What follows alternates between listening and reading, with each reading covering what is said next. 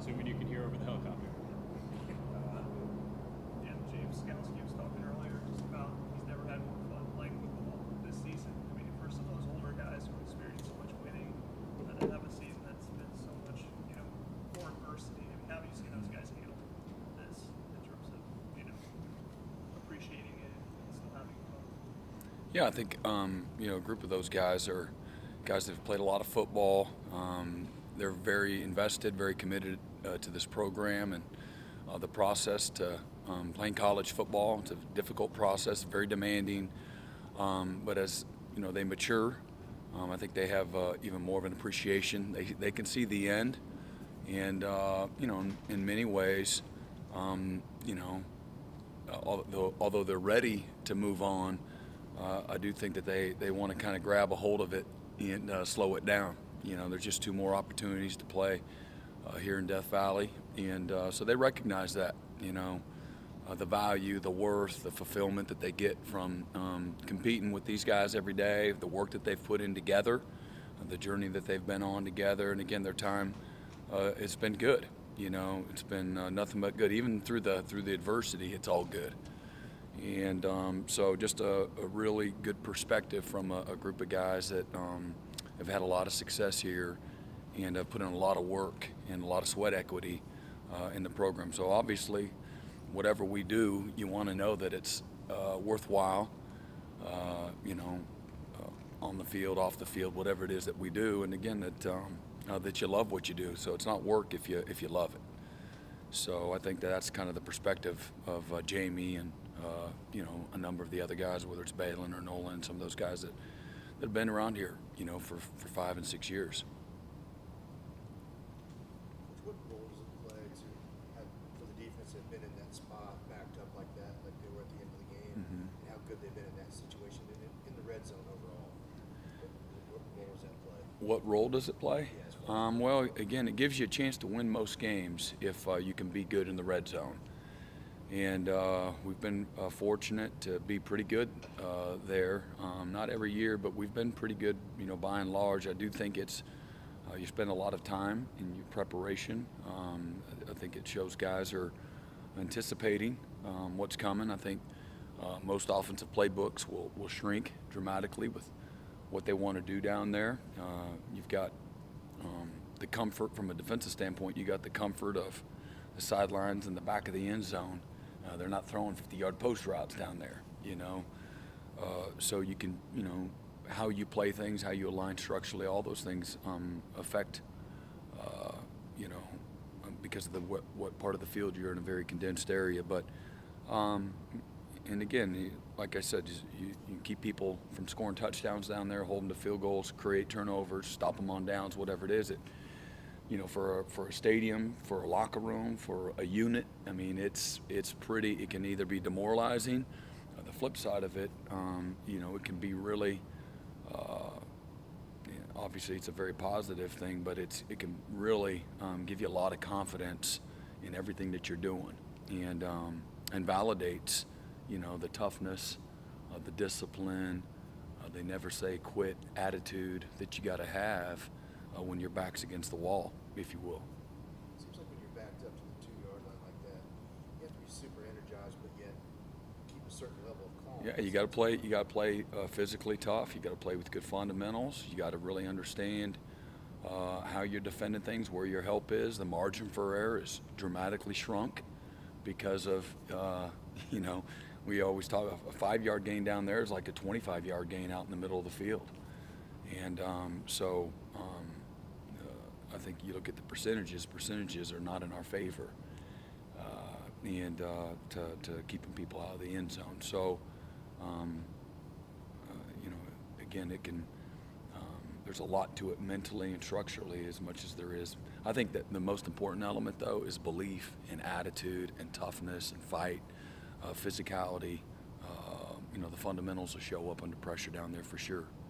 What are you looking to do, especially in that situation with a quarterback like Cunningham? Well, I think coming into our game, he had roughly 15 touchdowns rushing, and they threw the ball in the high red zone, but they, against good people, he was the guy holding the ball.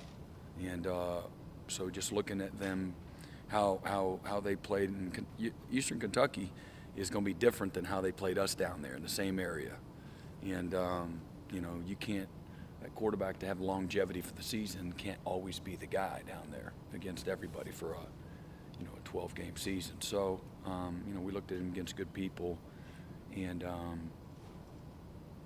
but as much as anything, really just try to play to they have a lot of different formations and option principles. And, anytime the quarterback is a designed quarterback runner, man, they've got you outnumbered. It's a very difficult thing. So, we wanted to have an option mindset. And, but at the same time, how can we gain an extra number? And and then their passing concepts are built in such a way is to attack you. If you're going to be good against the option, you're vulnerable, quote unquote, against the pass.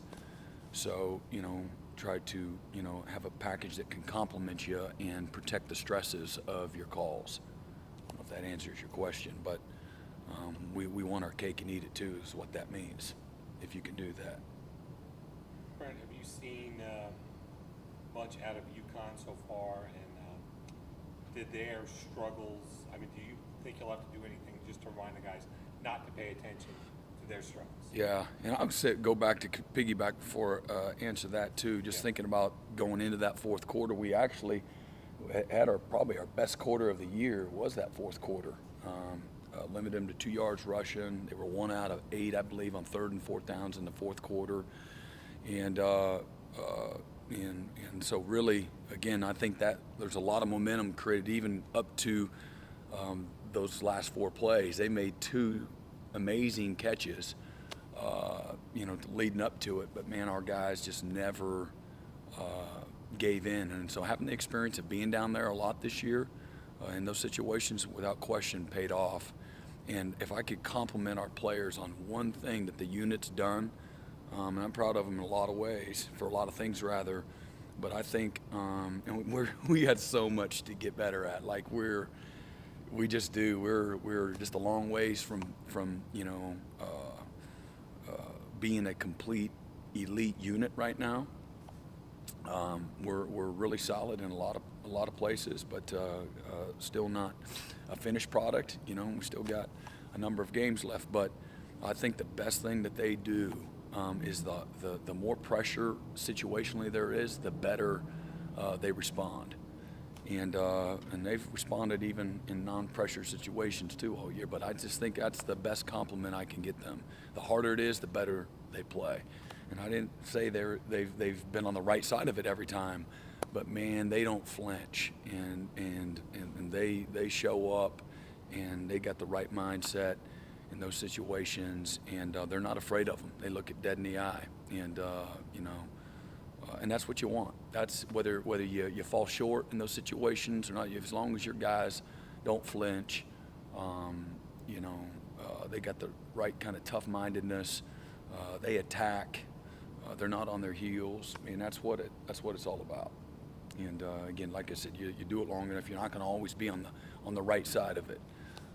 But our guys have just been amazing that way. And as opposed to a program that's got the second most wins in college football the last 10 plus years. We've been in 6 straight playoffs. A lot of things that aren't going to be the case this year. So I think most of society would have this letdown and feel tremendous disappointment and not be able to respond the way our guys have all year. And like I said, none of us have been perfect. There's always a play or a series or whatnot you'd love to change. That's even when you're doing really, really well.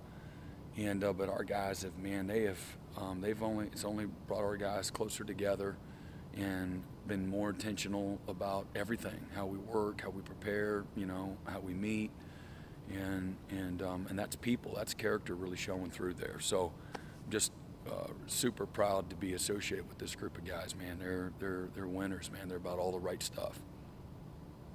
UConn, so the question was what? Yeah, and I have what? Seen out of UConn, yep. Did their struggles at all this year figure into the message? I just watch them. They do a lot. They do it well. They haven't scored as many points, but they present you with a lot. They don't just come out and line up in a formation and throw a deep ball and run the inside zone. These guys are going to make us work structurally, whether it's motions, formations, personnel. They've got a lot of nice complements in the run game, RPO, move the pocket, the boot, the sprint, the screens. Got all the trick plays, the throwbacks, the reverses, the reverse passes, the arc and goes, the screen and goes. They got element of the quarterback run game. They do a lot. They're going to get into two tights and two backs, and they're going to get into empty formation. So, I've seen a team that's gotten better, whether or not the record is indicative of it or not. I've seen a team that's gotten better since they made a change. And they've got a quarterback that guys believe in. They're playing with great effort. They've had a few weeks to get rested up and to get ready for us, almost like a bowl game prep. By the time they play, I believe it'll be close to 3 weeks. And to me, that's a tremendous advantage. And so our guys got to be ready for the kitchen sink. And this game again will expose you. I don't care who you're playing. You've got to respect the game, respect the process. And again, if we're gonna have truly a kind of finish that our guys want to have, man, then you got to go earn it through your day-to-day work, hour to hour, whatever it is that you're spending on getting ready for this next opponent, man. You've got to make it count, and because we got to continue to get better. We're not good enough right now to just expect to roll our hat out there against anybody we play, and so.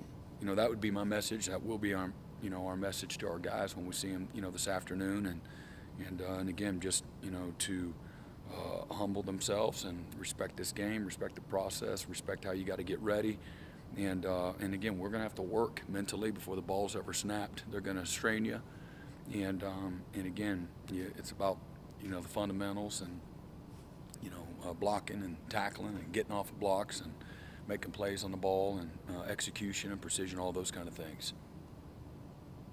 I believe statistically, Trent Simpson had his, I think, in the career game.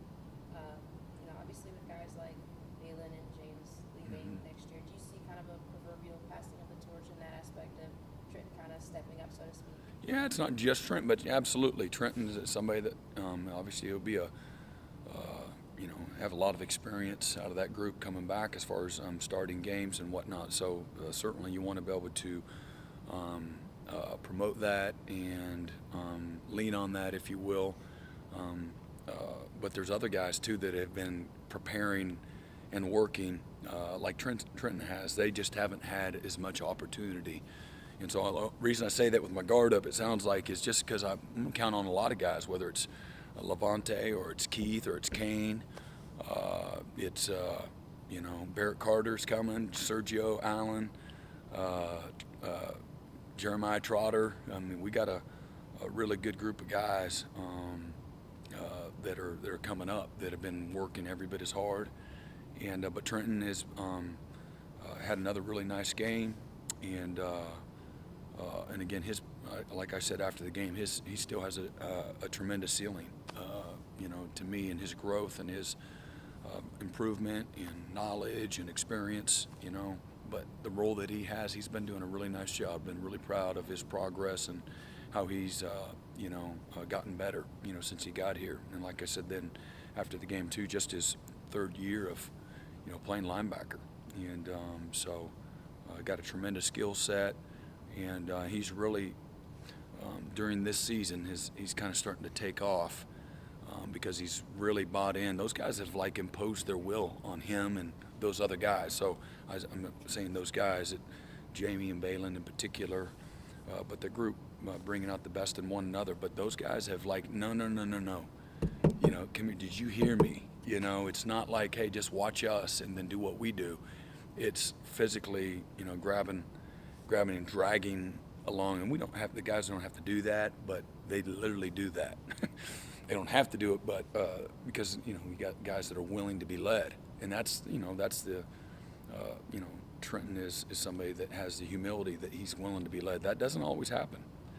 Sometimes guys are so full of themselves, too cool for school, that they don't need one of their peers to coach them or pour into them, and that's you'd like to feel like your culture nurtures that, and at the end of the day you got to bring the right kind of people, and we do. They're really good leaders, and but Trenton has the willingness to be led too.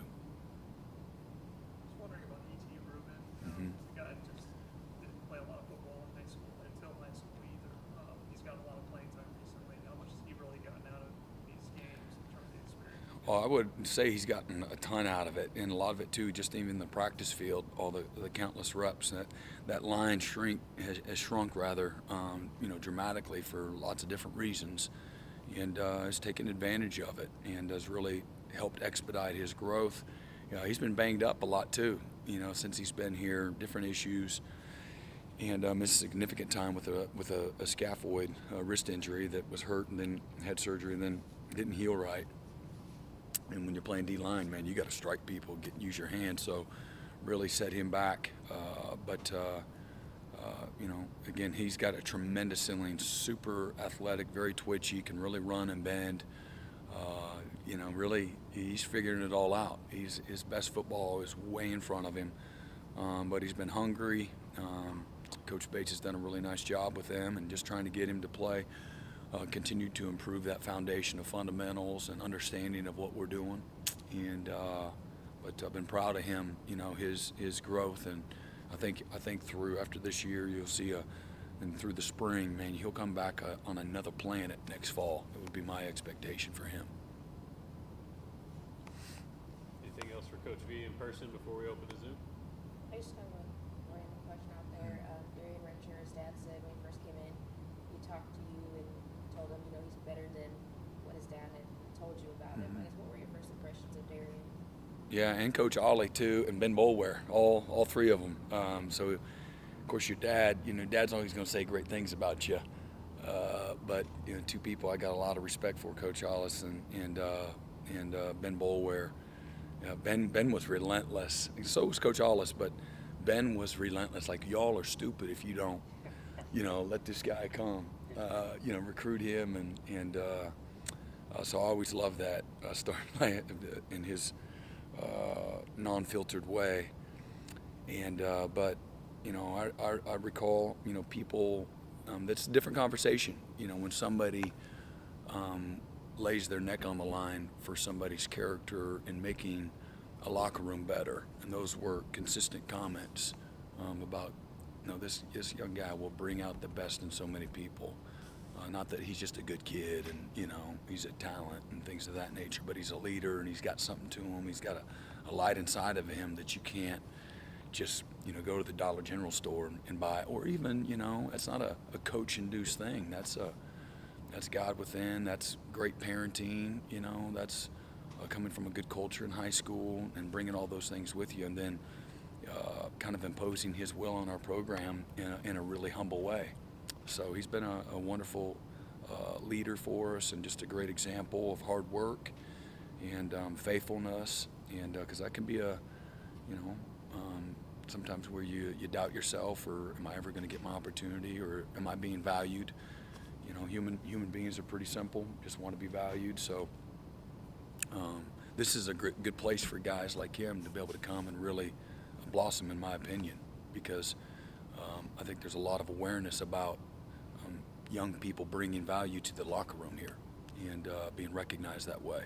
So super cool, man. He's been amazing. What a blessing he's been for all of us, and neat to see him continue to grow as a young person and really just take off. And Darian's got so much in front of him, just an incredibly bright future.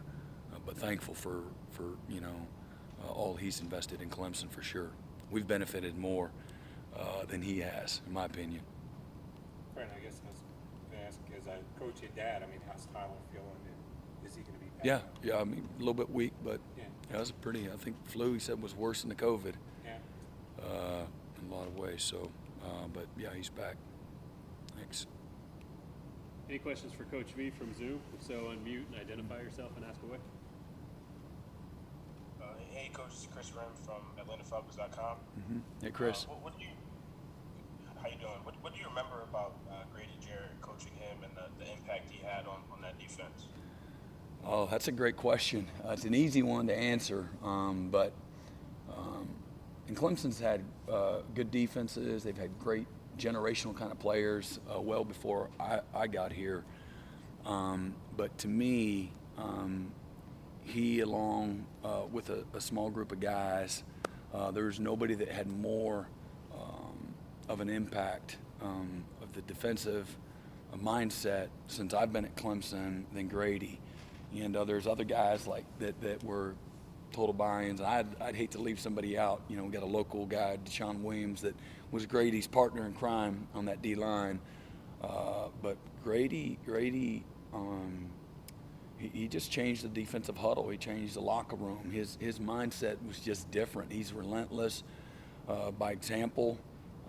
Every rep, every day, every meeting, every play at practice was the most important moment in his life from a football standpoint. And he literally pulled guys along with him. He's incredibly tough, just a great leader, very loud with his play, very loud with his work. But he was a very loud leader too, you know, vocally. And I remember a conversation talking about just with different scouts. I'm like, if you bring this guy will change your locker room from a leadership standpoint and an investment standpoint, consistency standpoint, just a mindset. And but some guys would just be by themselves and do all those great things. But Grady literally pulls people with him and makes people better. He doesn't look the other way if his buddy's cutting corners. And so that just validates what you're trying to do, accomplish, build as a coach. And he just an amazing impact. You know, that to me, he's been the cornerstone for a while. We've played really good defense for a long time here at Clemson. And just so thankful for, you know, Coach Sweeney, Coach Brooks, coaching him, Coach Sweeney believing in him when so many other people didn't. And you know, recognizing that this guy has something special, and it's really cool to see. Again, those same intrinsic values, you know, take over, you know, the Falcons' locker room as well. And did you ever have like a moment while you were coaching him where he did something or he made a play where you thought, okay, this guy can really be something special? It was nonstop. I'll just be honest. It's every day in practice, the guy was just relentless. And in 2012, we're just, you know, trying to teach our guys how to. We had a lot of youth, but some experience returning, but it's just youth overall, and just teaching our guys how to practice the right way, with more intensity, with practicing to win, practicing to not just win but dominate. And whether it's individual drills, your scout work, you're going good on good, it's pass rush, man, being able to quantify dominating every moment and not being satisfied. Just leaving the field, drag yourself off the field, and then you show up with a, man, that wasn't good enough mindset.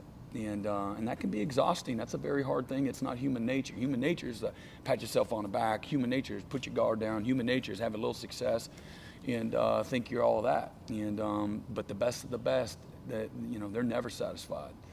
And if he's something, that's who he was. And so it wasn't just, it was you know, 4 years of just watching this guy all the way to the last play against Oklahoma when, you know, it's 40-0 late in the fourth quarter, and he didn't want to come off. He didn't want the whatever that's called, curtain call, and they all come off. And neither did I. Honestly, he was just, you know, just such a passionate and relentless leader. Just there's no way that we have the foundation that we do without Grady Jarrett. Thank you. You bet. Anything else for Coach? Hey, Brent. All right. This is Larry. Oh, hey, Larry. Sleeping in today, huh, Larry? I was just curious, the giving up first downs when you have the other offense backed up, and I guess inside the 5. Is there a common thread just that y'all have studied or found? Oh man, yeah, just like dumb calls. I say that. I backed up, man. We got to get off the field there, and it's kind of a run blitz. We didn't fit it up right, but we've done that too often, and that falls squarely on me. I gotta help our guys better in those situations. Sometimes you're playing the statistics, and then sometimes it shows up, sometimes it doesn't. What they do, situation backed up, third and extra long, backed up, coming out. We got to still stay aggressive. We're gonna have to score points against these guys. So you got a lot of things going into the game. One week it could be one thing as far as the DNA and what the numbers say, and then another week it could be something else. So anyway, yeah, I mean, I can certainly help them there too. Is there like a standard, like a percentage standard that you go by? Like, okay, this is really good. Maybe like 95%. Coming out, I mean, to us, we should win more often than not, and we haven't done that consistently this year. Maybe you go back a week and it's Florida State, man, we come out, smash them on first down, smash them on second down, and then we jump off sides on whatever it was, 3rd and 12. Now it's 3rd and 7, and then we jump off sides again, and next thing you know, we let them out, and then we stop them again, and then or we have them stop and they scramble around, and the guy works open late, and then we get off the field. Now they're at the 50. We can't get out of our own way. So that last week against Florida State was different than this week coming out on whatever it was, the 5-yard line. I put them in a tougher spot. That's how I look at it. And we should have been off the field. First down, second down, got them to 3rd down. Is it 3rd and 5 coming out? Is it 3rd and 5 coming off their own? Anyway, 3rd and 6 maybe, and they run it and get out of the flip the field after we had them pinned deep. So I wouldn't say there's a common theme other than we've done it too often, but there are a lot of it. One week it's this, one week it's that. Thank you, sir. You bet. Anybody else? All right, thanks, Coach. All right, thank you. Thanks, Brent. Yep, you bet.